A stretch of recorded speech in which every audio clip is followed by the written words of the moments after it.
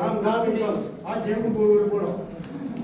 નામ નીતા પટેલ મુકેશ છે. હું જરોદથી રહેવાનું છે. અમે ખેતી કરીએ છીએ. મારો કોઈ ધંધો હતો નહીં. મેં પહેલા માર્કેટિંગ કર્યું તો મને વિશ્વાસ નહોતો. હું થોડી વાર સમજાવી દઉં છું. મને માર્કેટિંગમાં કોઈ ઇન્ટરેસ્ટ નહોતો, પણ પૈસાની તો જરૂર હતી. પણ હવે મને એવું થયું, મને પહેલા પ્રોબ્લેમ બહુ હતો. અમારા ઘરમાં બહુ બીમારી હતી, એટલે હદ વગરની બીમારી. અમારી ઉંમર એટલી નહીં અને બીમારી વધારે ઘરમાં હતી. ટોટલી પૈસો મારા દવાખાનામાં જ જતો હતો, અને એટલો પૈસો અમે લોકો દવાખાનામાં નાખતા હતા. દેવું કરીને થાકી ગયા હતા. પછી એ ટાઈમ પર મારો ઘૂંટણનો દુખાવો થયો, અને ડૉક્ટરે કીધું કે બેન તમારા ઘૂંટણ ખલાસ થઈ ગયા છે, તો હવે તમારાથી ઊભું થવાય નહીં. મારી ઉંમર ફક્ત 40 વર્ષ હતી. હવે એટલી ઉંમરમાં મને પ્રોબ્લેમ આટલો મોટો થઈ ગયો, એટલે મેં ગભરાઈ ગઈ કે હું કરું શું? ઘરમાં કોઈ કરવાવાળું કામ હતું નહીં. પછી મેં સર મને ફેસબુક પર વોટ્સઅપ પર મેં થોડી સ્ટોરી જોઈ. અમારા એક ભાઈને પૂછ્યું, મેં તો આ વસ્તુ શું છે, આનાથી ખરેખર પ્રોબ્લેમ મોટે છે? એમાં અમારા વરિયા સાહેબ આવ્યા. એમને કીધું કોઈ સારો માણસ હોય એમને તમે મને મોકલો, કે કેવી રીતે મને સમજાવે, મને પ્રોડક્ટ વિશે ખાલી જાણકારી જોઈએ, મારે કે એમાં કંઈ કમાવું તો નથી. કઈ વાંધો નહીં બેન કે. પછી સરે સમજાવવા, સરે વાત કરી કે બેન આવી રીતે પ્રોબ્લેમ સોલ્વ થાય. અને ફક્ત મારું વજન 120 કિલો વજન હતું. એટલે મને ખુરશીમાં ના બેહાય, ફરવામાં બહુ તકલીફ પડે. પેલું પ્લાસ્ટિકનું ટેબલ એની પર મેં કપડાં વાસણ કરું, નીચે તો બેહવાની કન્ડિશન જ નથી મારી. એટલામાં પછી મેં આ વ્હાઇટર આ સર સમજાવે મને કે આ વ્હાઇટરથી માટે મને બધી વાત રહેવા દો, ફક્ત મને મારો ઘૂંટણનો દુખાવો મટાડવો છે. આ પ્રોડક્ટ મને કશે જાણવી નથી. કે ના બેન તમે થોડું જાણી લો એમ કે.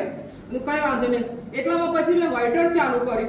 આ વ્હાઇટરથી એક જ વ્હાઇટરથી મને દુખાવો તો મટી ગયો, પણ એના જોડે બીજી મેં પાછી પતી, એટલે 2 વ્હાઇટર પીતા મને 25 કિલો વજન મારું ઉતર્યું. 25 કિલો મારા ઘરવાળાને એટલી શ્વાસની બીમારી, એટલી શ્વાસની ખતરનાક બીમારી કે એ માણસ એક ટાઈમ એવું થાય કે લાગે જીવ જતો રહેશે. હવે મારા ઘરમાં કોઈ દિયર જેઠ નહીં, એ પણ એકલા. હવે એમને બી એટલી શ્વાસની બીમારી હતી, એટલી ધૂળની એલર્જી, કપડાની એલર્જી, ખાવાની એલર્જી. હવે ઇન્જેક્શન લે ને તો એમને છે ને આખું શરીર ધરવું છે 150 રૂપિયાનો. ડૉક્ટર કે બેન આ તમારી કાયમની બીમારી છે, આ બીમારી તમારી દૂર થાય નહીં. મેં કીધું હવે કરું તો શું કરું? મારા ઘરમાં કોઈ એક તો આપણે નહીં કહેતા કે ઘરમાં એક મોગ જોઈએ, મોગ વગર આપણું ઘર આખું બરબાદ થઈ જાય. એટલે હું બહુ ટેન્શનમાં આવી ગઈ. પછી મને લાગ્યું તો સરને વાત કરી, તમને આવો પ્રોબ્લેમ છે તો કે નીતાબેન આપણે નોની આપી દો. અને બહુ ડ્રિંક કરતા હતા. એમને એમ કે હું મને શ્વાસ ચડે છે ને હું ભલે પટેલ છું, એટલે ઘરની વાત કરે છે. એટલું બધું પીતા હતા ને એમની કે હું આ પીશ ને તો હું જીવીશ, હું નહીં પીવું તો હું મરી જઈશ કે. મેં તો સારું. તો હવે મારા ઘરમાં ઝઘડા બી એટલા ચાલતા હતા. હું ઘણી વાર મારું પિયર અટલાદરા છે, આપણું અટલાદરા છે ને ત્યાંની હું છું. હું 3 મહિના રહેતી. તમારો ઝઘડો ઘરમાં એટલો બધો થાય. હું કંટાળી ગઈ. પછી અમને નોની મને ખબર નહીં કે આનાથી વ્યસન પણ દૂર થાય છે. પણ આજે હું તમને કહું છું આ નોની પીધી એમને બધી બીમારી તો દૂર થઈ તો થઈ, પણ સાથે સાથે એમને ડ્રિંક કરવાનું, દારૂ પીવાનું પણ બંધ કરી દીધું. હકીકતમાં મેં એક ટાઈમ એવું બોલતી હતી કે કોઈ પણ એવું માણસ મળે કે જે મારા ઘરવાળાને દારૂ છોડાવે. મેં એટલું બધું પ્રાર્થના કરતી. હકીકતમાં યશ પટેલ, રમેશ પટેલનો ખૂબ ખૂબ આભાર માનું છું. મને પૈસાની કમાવાની લાલચ બી નથી, અને એના માધ્યમથી મારા ઘરમાં એટલી મોટી બીમારી દૂર થઈ કે મહત્વની વાત એ કે એ દારૂ હોય ભૂલી ગયા. એમને ભૂલવો બહુ મુશ્કેલ હતો. પથરીનો પ્રોબ્લેમ, એક સર નહીં જેવી પથરી, એની પાછળ મેં 1.5 લાખ રૂપિયા ખર્ચો કર્યો.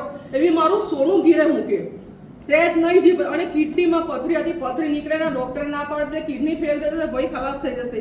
અને આનાથી મારા ઘરવાળાને પથરી પડી ગઈ. મેં કોઈ વસ્તુ નહીં આલી, ખાલી આ તુલસીનું પાણી ના બેજ.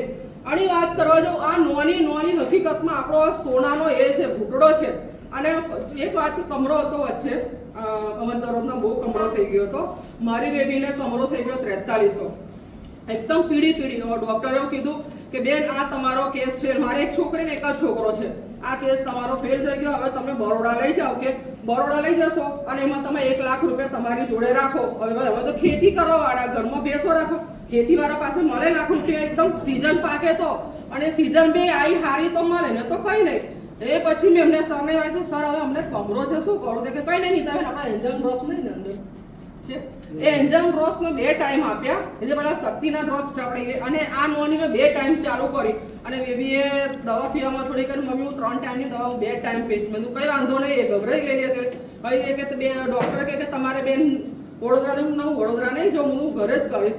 આ બોટલમાં 2 ટાઈમ પીડા, ટીપા 2 ટાઈમ આલ્યા, અને 5 દિવસ પૂરા નહીં થયા અને 700 કમરો થઈ ગયો. ડોક્ટરે કીધું કે બેન આ કારણ કેવી રીતે? મેં કીધું એ તો કઈ ને, તમે જે પ્રોડક્ટ આ દવા આપી છે એનાથી થયું. આપણે ડોક્ટરને વાત કરવા જેવી છે ને. અને ભાઈ અમારા ઘરમાં મારામાં જોવા જો મેં કેટલા લોકોને કેન્સર મટાડ્યું. જે જૂનો કોડ હોય એ કોઈ દિવસ સાંભળ્યું કે જૂનો કોડ માટે, નાનપણનો કોડ માટે સાંભળ્યું નહીં મોટું? મારા એક તો બેન છે, એમને એટલો બધો જૂનો કોડ હતો. હવે બેને કે ચાલો તમે આ નોની પીવા, નોની એમને ચાલુ કરી અને આપણી પેલી નોની ક્રીમ કાળી આવે છે એ તુલસી પેસ્ટનો મલમ કરી દેવાનો અને એ કોડ ઉપર લગાવવાનો અને આ નોની આપવાની. આપતા રહે બેનને આ ગળાનો ભાગ બધો ભાગ કોડમાંથી આમ ડાઘ આવી ગયા ઉપર કાળા, અને પગે ખાલી થોડો રહ્યો છે. હજુ એક જ બોટલ પીધી છે, વધારે બી નહીં. છેલ્લા ટાઈમે આપણને પગના સોજાઈ જાય છે, સોજાઈ ગયા હતા. એ બાને એટલી બધી કન્ડિશન ખરાબ, એટલી કન્ડિશન. મેં અમારા સર જોવા ગયા. મેં કીધું સર હવે શું કરો? પછી કે હારો કે બેન કે કઈ વાંધો નહીં, હવે નોની ચાલુ કરાય. આ નોનીથી એ બાને પગના સોજાવ. એવી રીતે મેં કેટલા લોકોની બીમારી દૂર કરી. અને આજે હું જોવા જાઉં, મને પૈસાનું તો ના કહેતી હતી, પણ મેં સરને એક વાત કીધું, મને ભૂખ મળશે તો જ હું કરીશ, નહીં તો નહીં કરું. અને મેં એક જ મહિનામાં રોયલ્ટી પાર કરી. એક મહિનામાં રોયલ્ટી પાર. 60,000 રૂપિયા મેં ઇન્કમ લઈ લીધી. મારો પાવર છે કમ. મેં આજે લખપતિ હતી પણ મેં નહીં. આ છોકરી મારા ટીમમાં છે, એને પૂછો કે રાત્રે ઊંઘે છે તેના ખાતામાં 5,000 પડે છે. હકીકતમાં મેં ટીમનું વિચારું છું કે સર કોઈ પણ માણસ હોય પહેલું ટીમનું જોજો કે આપણા ટીમમાં જે આવ્યો તો આપણામાં આવશે, તો જ એમને થોડી આશા જાગશે.